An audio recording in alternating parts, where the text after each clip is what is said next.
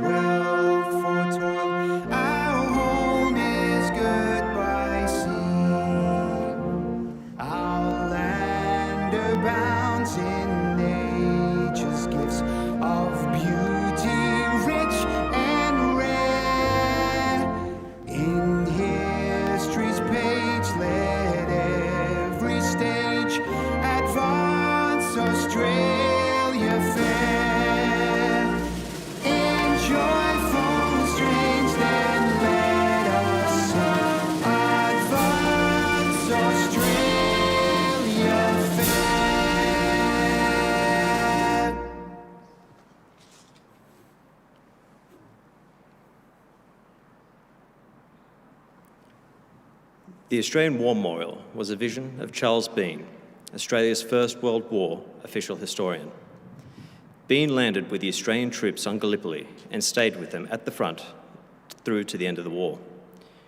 The idea of this national memorial and museum came to him at Pozières, France, in the depths of the bloody fighting of 1916.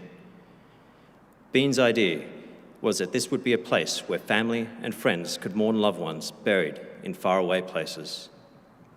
It would also be a place that could help all Australians understand what these men and women had endured and what they had done for us.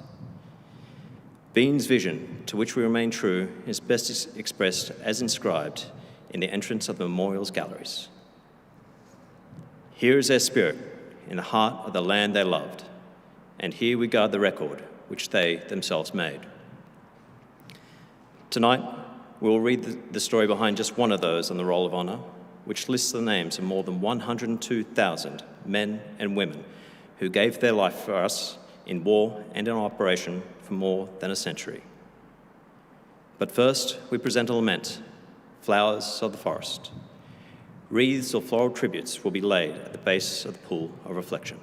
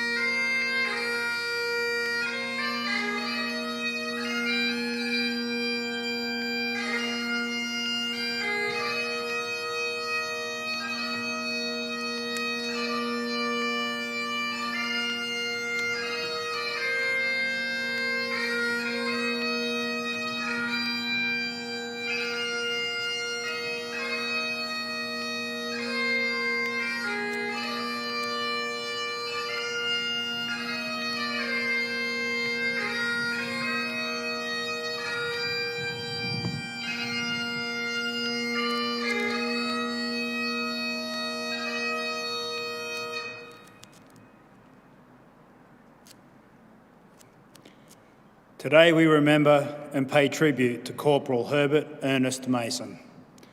Herbert Mason was born on the 28th of June 1900 in the Old Perth suburb of Lyne Mill, the son of Flora and Ernest Mason. Known as Bert, he had 3 sisters, Vera, Mavis and Gwen, and 4 brothers, Beverly, Lawrence, Ernest and Robert. Another sister, Sadie, died at the age of 3 in 1928. His father was a Teamster. In 1917, Herbert Mason enlisted in the First World War with his mother's permission, giving his age as 18. He trained as an artillery gunner, but appears to have been discharged before he could travel overseas. In 1927, Mason married Nora Fowler, known as Molly. The couple went on to have 2 children, Ken and Beryl. Mason worked as a labourer at the Rowlands Quarry and was working as a gardener when he enlisted with the 2nd Australian Imperial Force on the 4th of September in 1940. He was posted to the 2nd 28th Battalion, sailing with his unit from Fremantle on the 3rd of January 1941. Arriving in the Middle East, the 2nd 28th Battalion went into training in Palestine. In March, the 9th Division, of which the battalion was a part, was brought to Libya to garrison the area east of Tobruk. By April, it had withdrawn to Tobruk. The men spent 6 months defending the fortress there and patrolling the surrounds. In August, Mason was promoted to corporal. Mason wrote frequently to his wife and children, telling them about the monotony of camp life, the ever-present dust, and the strangeness of the places that he visited.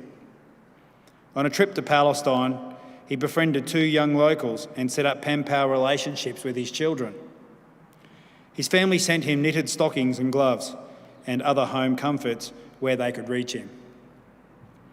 In late September, the 2nd 28th Battalion was evacuated, moving to Syria and then Lebanon for rest, training and garrison duties. In July 1942, the war in North Africa had become critical for the British.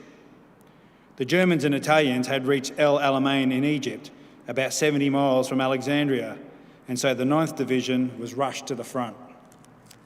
Just after midnight on the 27th of July, Mason's battalion attacked Ruin Ridge. Despite early progress, the operation was hampered by poor planning and lack of support, and the battalion was eventually surrounded by the German forces. The commander had little choice but to surrender, and the Australians were rounded up and marched behind the German lines. Their path took them through the British artillery barrage, resulting in more casualties. The 2nd 28th Battalion suffered heavily at Ruin Ridge. 65 men from the battalion and its support units were killed or wounded.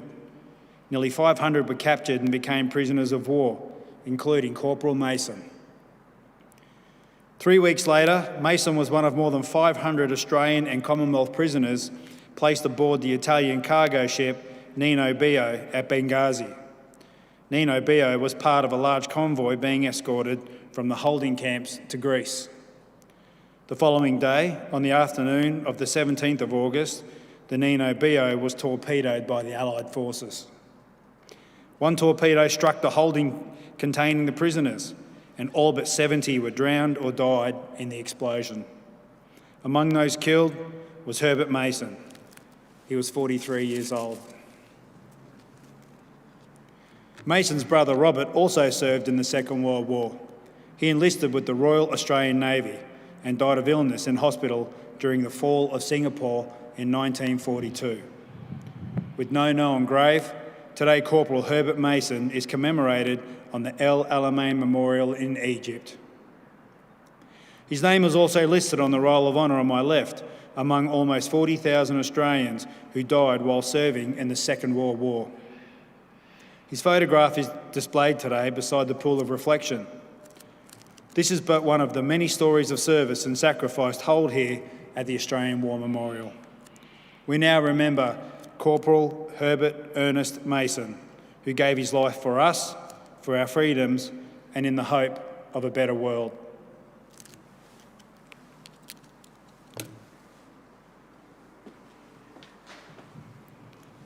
Please stand for the reading of the Ode and the sounding of the last post.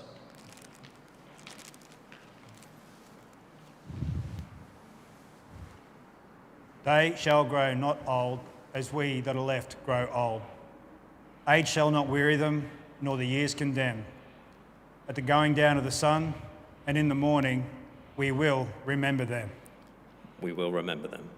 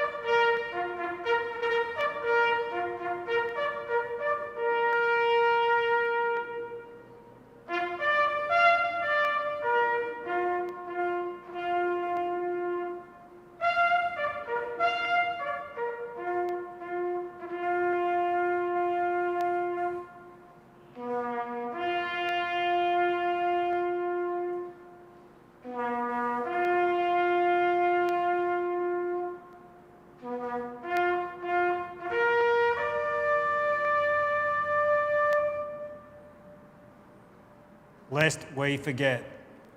Lest we forget.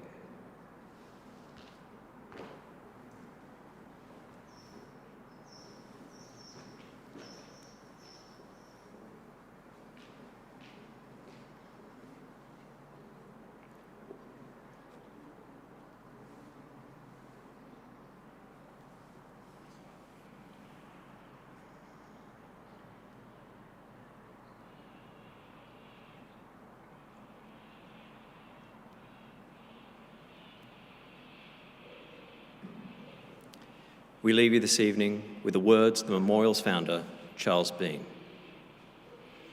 Many a man lying out there at Poziere or in the low scrub at Gallipoli, with his poor, tired senses barely working through the fever of his brain, has thought in his last moments, well, it's over. But in Australia, they will be proud of this. Ladies and gentlemen, that concludes the last post ceremony. We thank you for visiting the Australian War Memorial and wish you all a very good evening.